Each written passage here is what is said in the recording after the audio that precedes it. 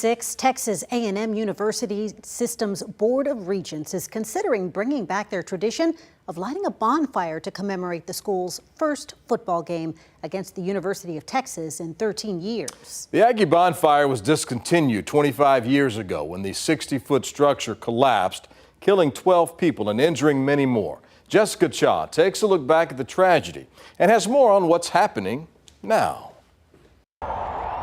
The Aggie bonfire tradition represented their burning desire to beat the University of Texas at Austin in football.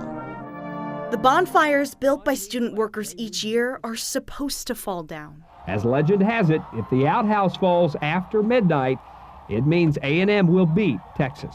92 years after the first bonfire, on November 18, 1999 at 2:42 in the morning, the tradition turned deadly.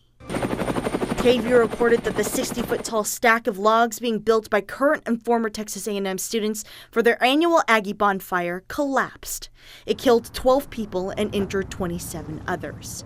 Chad Hutchinson was one of the survivors, and KVUE spoke with him that year. I figured out that they could cut my swing without damaging the structure and making more logs fall, and I got out.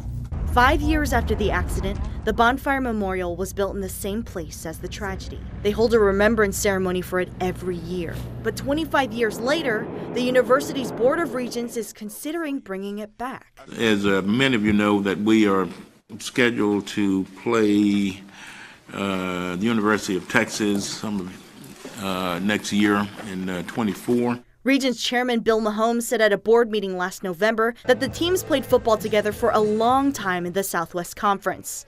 After a 13-year hiatus, UT and Texas A&M will play again. We want to appoint a committee to look at options to commemorate and to celebrate that. University officials confirmed that talks of bringing back the bonfire was one of the options discussed. They told us in a statement that University President Mark Welsh asked the committee to explore options and activities to welcome UT into the SEC.